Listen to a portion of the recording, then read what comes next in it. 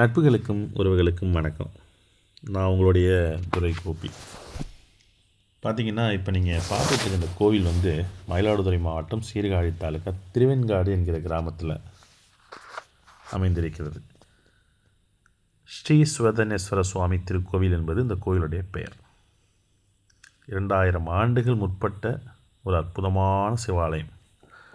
இந்த கோவிலுக்குள்ளே தான் நவகிரகங்களில் மிகவும் புகழ்பெற்றவராக திகழக்கூடிய ஸ்ரீ புதனுக்கு தனி ஆலயம் இருக்குது. அதனாலேயே பார்த்திங்கன்னா, தினந்தோறும் ஆயிரக்கணக்கான வெளியூர் பக்தர்கள் இந்த கோவிலுக்கு வருவது வழக்கம். ஆனால் அந்த தள்ளுமுள்ளுலாம் இல்லாமல் மிக சாந்தமாக வந்து இறைவனை வழிபட்டு செல்வதற்கு உரிய அமைப்பு இந்த கோவிலில் இருக்குது.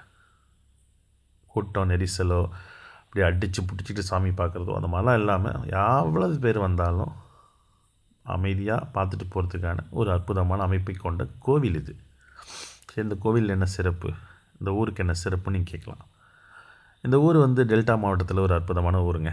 நாங்களாம் சின்ன பிள்ளைலேருந்து இங்கேயே பிறந்து வளர்ந்து இந்த ஊர்லேயே இருக்கிறதால எங்கள் ஊருன்றதுக்காக சொல்ல, ஒரு நல்ல ஊர் இது.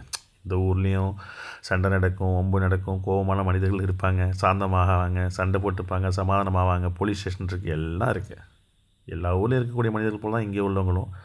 எங்கள் ஊர் மனிதர்கள் கொஞ்சம் ஸ்பெஷல். என்னென்னு கேட்டிங்கன்னா, அதீத கோபக்காரர்களாக இருக்கிற அளவுக்கு அதே அளவுக்கு அதீத அன்பு கொண்டவர்களாக இருப்பாங்க. எல்லாருமே நல்லவர்கள் தானே, யாரும் பிறக்கும் போதே கெட்ட குணத்தோடு பிறக்கிறது இல்லை. காலமும் சூழ்நிலை தானே அப்படி உருவாக்கும். இந்த ஊரோட சிறப்பம்சம் என்னென்னு கேட்டிங்கன்னா, கோவிலை சுற்றி தான் அந்த ஊரே இருக்கும். இப்போ நீங்கள் பார்த்துட்டு இருக்குது 4 மடவிலாகங்கள். இப்படியான 4 வீதிகள், 4 மடவிலாகங்கள், 4 உட்பிரகாரங்களை கொண்ட ஒரு அற்புதமான திருத்தலம். இந்த கோவிலில் பாத்தியப்பட்ட நிலங்களை நம்பித்தான் இந்த ஊரை சார்ந்த விவசாயிகள் அனைவரும் இருக்காங்க. அதில் விளைவிக்கக்கூடிய பொருட்களை கொண்டு தான் அவருடைய வாழ்வாதாரம் போயிட்டுருக்கு. அப்படி ஊருக்கே உணவளிக்கக்கூடியவர் தான் எங்கள் ஊருடைய சிவன். அதனால் அவருக்கு தனிச்சிறப்பு உண்டு. சரி, இந்த கோவிலுக்கு என்னங்க சிறப்பு அப்படின்னு நீங்கள் கேட்குறீங்க இல்லையா? 2000 ஆண்டுகளுக்கு முற்பட்ட கோவில்னு சொல்லப்படுது. சமயக்குறவர்கள் என்று அழைக்கப்படக்கூடிய சம்பந்தர், அப்பர், சுந்தரர், மாணிக்க வாசகர் ஆகிய 4வராலும் பாடல் பெற்ற சிவாலயம் இது. தேவார பாடல் பெற்ற தலமும் கூட. இந்திரனும் அவனுடைய வெள்ளை யானையும் இந்த கோவிலில் வழிபட்டது என்பது வரலாறு. சோழ நாட்டின் காவிரியின் வடகரையில் அமைந்துள்ள 11வது சிவத்தலம் இது. இங்கே இருக்கக்கூடிய சிவன் வந்து சுயம்பு மூர்த்தியாக பக்தர்களுக்கு அருள் பாலிச்சிட்ருக்காரு. இந்த கோவிலுக்கு சில பெயர்கள்லாம் உண்டு. புராண காலத்தில் இந்த கோவிலுக்கு வந்து ஆதி சிதம்பரம், திருவெண்காடு, சுவதாரண்ய கஷேத்திரம் அப்படிங்கிற பெயர்கள் உண்டு. அப்படியான இந்த கோவிலுடைய மூலவர் யாருன்னு கேட்டிங்கன்னா, ஸ்ரீ சுவதனேஸ்வர சுவாமி. தாயார் பிரம்ம வித்யாம்பிகை. இந்த கோவிலுக்கு 100 சிறப்பு இருக்குது. 3 குளங்கள், 3 மூர்த்திகள், 3 அம்பாள்கள், 3 விருட்சங்களை கொண்ட ஒரே கோவில் உலகத்திலே இதுதான். 3 மூர்த்திகள் யார்? சுவதனேஸ்வர சுவாமி, நடராஜமூர்த்தி, ஸ்ரீ அகோரமூர்த்தி. 3 அம்பாள்கள் யாருன்னு கேட்கலாம். பிரம்ம வித்யாம்பிகை, ஸ்வேத மகாகாளி, துர்க்கையம்மன். 3 விருட்சங்கள், ஆலமரம், கொன்றை மரம், வில்வ மரம். அப்போ 3 தீர்த்தங்கள் என்னன்னு கேட்பீங்க இல்லையா? சூரிய தீர்த்தம், சந்திர தீர்த்தம், அக்னி தீர்த்தம். இந்த முக்குளங்களில் நீங்கள் நீராடி இங்கே இருக்கக்கூடிய சிவபெருமானை நீங்கள் வழிபட்டிங்கன்னா, நீங்கள் முப்பிறவியில் செய்த பாவம் கூட தீர்ந்துடும் அப்படின்னு சொல்லக்கூடாது. இந்த கோவில் வந்து காசிக்கு நிகரான ஒரு தலம். புராதன தமிழ் கிரந்த மொழி கல்வெட்டுகளில் இந்த கோவிலை பற்றியான செய்திகள் இருக்குது. இந்த கோவிலை வந்து சோழர்கள் தான் உருவாக்கியிருக்காங்கன்னு நம்பப்படுது. இப்போ இந்த கோவிலில் இருக்கக்கூடிய அகோரமூர்த்தி ஆகச்சிறப்பு வாய்ந்தவர். அதாவது சிவனிடம் வரம் பெறுவதற்காக மருத்துவன் என்கிற அசுரன் என்ன செய்கிறான், கடலில் கடும் தவம் புரிகிறான் பல வருஷமாக. அவனுடைய தவத்தில் மெச்சி போன சிவபெருமான் அவனுக்கு எதிராக தோன்றி உனக்கு என்ன வேணும்னு கேட்குறாரு. அவன் வந்து அவருடைய கையில் இருக்கக்கூடிய சூலாயுதத்தை கேட்குறான். சிவனுக்கு நிகரான சக்தி வாய்ந்தது அவருடைய கையில் இருக்கக்கூடிய சூலாயுதம். அந்த சூலாயுதத்தை கையில் வாங்கிட்டு அவன் என்ன பண்ணுறான், இருக்கக்கூடிய முனிவர்களையும் தேவர்களையும் ரிஷிகளையும் தொந்தரவு பண்ணுறான். அப்படி தொந்தரவு பண்ணும்போது அவர்கள் ஓடிச் சென்று சிவபெருமான்கிட்ட முறையிடுறாங்க. சிவபெருமான் என்ன செய்கிறாருன்னா, அவருடைய நந்தி வாகனத்தை, அதாவது ரிடப தேவரை அனுப்பி இது என்ன போய் பார்த்துட்டு சொல்கிறாரு. அவரும் போகிறாரு. ஆனால் அவரையும் உடம்பு முழுவதும் காயப்படுத்தி கொம்புகளை முறித்து அனுப்பிவிடுகிறான் அந்த மருத்துவாசுரன். இதனால் சிவம் சரியான கோபமாக என்ன செய்கிறாரு, நெருப்பு பிழமாக மாறுறாரு. அவருடைய 5 முகங்களில் ஒன்றான ஈசானிய முகத்திலிருந்து அகோர மூர்த்தியாக உருவாகிறார். இந்த அகோர உருவத்தை கண்டவுடனே என்ன பண்ணுறான் அசுரன், சிவன்கிட்ட சரணாகதி அடைந்து அவரையே வழிபட்டு தன்னுடைய தவறை உணர்ந்து விட்டதாக முறையிடுறான். சரணடைந்த அசுரனை அகோரமூர்த்தி தன்னுடைய காலடியிலும் காயம்பட்ட ரிடபத்தேவரை சிவபெருமான் இருக்கக்கூடிய சுதனேஸ்வர சுவாமி ஆலயத்தின் முன்புறத்திலும் இப்போதும் இருக்க வைத்திருப்பதை நீங்கள் பார்க்கலாம். இந்த கோவிலில் தனி ஆலயத்தில் வீட்டிருந்து, தனி சன்னதியில் வீட்டிருந்து அகோரமூர்த்தி எல்லாருக்கும் அருள் படைச்சிட்டு வந்துட்டுருக்கார். கார்த்திகை மாதத்தில் வரக்கூடிய 3வது ஞாயிறு இவருக்கு ஆகச்சிறந்த விசேஷமான ஒரு நாள். அபிஷேகங்களும் ஆராதனைகளும் சந்தனக்காப்பு அலங்காரங்களும் பால்குட ஊர்வலங்களும் நடைபெறக்கூடிய ஒரு நாள் அது.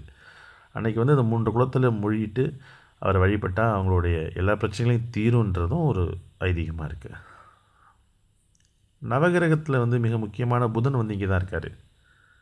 இப்போ காசியில் எப்படி வந்து விஷ்ணு பாதம் இருக்கோ அதே மாதிரி இங்கே வந்து பார்த்திங்கன்னா இங்கே இருக்கக்கூடிய விருட்சமான ஆலமரத்துக்கு கீழே ருத்ரபாதம் இருக்குது. இந்த ருத்ரபாதத்தில் நீங்கள் உங்கள் முன்னோர்களை நினைத்து அந்த தர்ப்பணங்களை செய்தால் அவருடைய ஆன்மா சாந்தி அடையும் என்பது கூட நம்பிக்கையாக இருக்குது. இந்த ஊருக்கு வந்து நிறைய சிறப்பம்சங்கள் இருந்தாலும் சாமிக்கு வந்து என்னென்ன பேர்னு கேட்டிங்கன்னா திருவெண்காடர், திருவெண்காட்டு தேவர், திருவெண்காடுடைய நாயனார், திருவெண்காட்டு பெருமான், திருவெண்காடையர் அப்படிங்கிற பெயர்கள் உண்டு. இங்கே இருக்கக்கூடிய ஸ்படிக லிங்கம் இருக்கு இல்லையா, அதுக்கு 4 கால பூஜைகளும், நடராஜர் இங்கே இருக்கார் தாண்டவம் ஆடிக்கொண்டு, அவருக்கு ஆண்டுக்கு 6 அபிஷேகங்களும் நடைபெறுது. இந்த கோவிலை பற்றி வால்மீகி ராமாயணத்தில் குறிப்பிடப்பட்டிருக்கு. வடமொழியில் சுவதாரண்ய சேத்திரம் என்கிற பெயரில் இந்த வால்மீகி ராமாயணத்தில் இந்த கோவிலை பற்றிய செய்திகள் இருக்குது. யமனை வந்து இந்த கோவிலில் சுவேதனேஸ்வரர் வதம் செய்ததை கரதூஷண அரக்கர்களை ராமபிரான் வதம் செய்தார் என்று வால்மீகி ராமாயணம் மேற்கோள் காட்டி சொல்லுது. சிவபெருமானுடைய மொத்தம் 64 வடிவங்களில் 43வது வடிவம் அகோரமூர்த்தி. அவர் திருவெண்காட்டில் இருப்பது ஆகச் சிறப்பான ஒரு விஷயமாக நம்பப்படுது. சிவபெருமான் வந்து ஒரு 1008 விதமான தாண்டவங்களை புரிந்த திருத்தலம் என்பதால் இந்த ஊருக்கு ஆதிச்சிதம்பரம் என்கிற பெயரும் உண்டு. சிவபெருமான் ஆனந்த தாண்டவம் புரிந்த 108 சக்தி பீடங்களில் இதுவும் ஒரு கோவில். நவக்கோள்களில் உள்ள சூரியன், சந்திரன், புதன் ஆகியோர் வழிபட்ட திருத்தலம் இது. இப்போ புதனுடைய தோஷம் உள்ளவங்க மிகப்பெரிய பரிகார ஸ்தலமாக இந்த கோவிலை தான் நம்புகிறாங்க. குறிப்பாக இந்த கோவிலில் இருக்கக்கூடிய சிவபெருமான் இருக்கார் இல்லையா, அவர் ஆனந்த தாண்டவம் புரியும் போது அவருடைய முக்கண்ணிலிருந்து சிந்திய நீர்த்துளிகளே இங்கே இருக்கக்கூடிய அக்னி தீர்த்தம், சூரிய தீர்த்தம், சந்திர தீர்த்தம் என்று நம்பப்படுது. படிப்பில் கவனக்குறைவாக இருக்கிற மாணவர்கள், அரசியலில் வெற்றி பெற முடியாத தலைவர்கள்,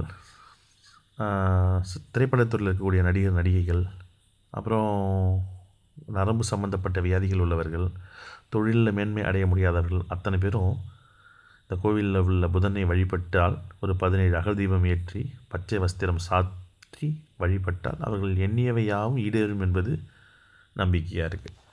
இப்போ நீங்கள் பார்த்துட்டு இருக்க அந்த நந்தி உடம்புல இருக்குது பார்த்தீங்களா காயம், அது எல்லாமே அந்த மருத்துவாசுரனால் ஏற்படுத்தப்பட்டது அப்படின்னு ஒரு வரலாறு. இந்த நந்தியுடைய கொம்புகளும் உடைப்பட்டிருக்கும். இப்படி சிறப்பு வாய்ந்த ஒரு கோவிலை பற்றி தான் உங்கள்கிட்ட இன்றைக்கி நான் பகிர்ந்து நினச்சேன். அதை உங்கள்கிட்ட பகிர்ந்துக்கிட்டு இருக்கிறேன். இந்த ஊர்லேயே நாங்கள் பிறந்து, இந்த ஊர்லேயே வளர்ந்து, இந்த கோவிலில் நாங்களாம் சின்ன பிள்ளையாக இருக்கும்போது ஸ்கூல் படிக்கிற காலகட்டங்களில் தேர்வு நேரங்களில் இங்கே தான் வந்து அமர்ந்து படிப்போம். எந்த டிஸ்டர்பன்ஸும் இருக்காது. அவ்வளவு ஒரு இறையருள் சூழ்ந்த பகுதியாக இருக்கும். இந்த சாமிக்கு வந்து சாதி கிடையாது, மதமும் கிடையாது. ஏன்னா மாற்று மதத்தினர் பல பேர் வந்து இந்த கோவிலில் வழிபடுவதை நாங்கள்லாம் கண் கொண்டு பார்த்துருக்கிறோம். வேண்டியவருக்கு வேண்டிய வரம் தரக்கூடிய ஒரு சுவாமி இது. பெருமைக்கு சொல்லலைங்க, எங்கள் ஊருன்றதுக்காக நான் மிகைப்படுத்தி சொல்லலை.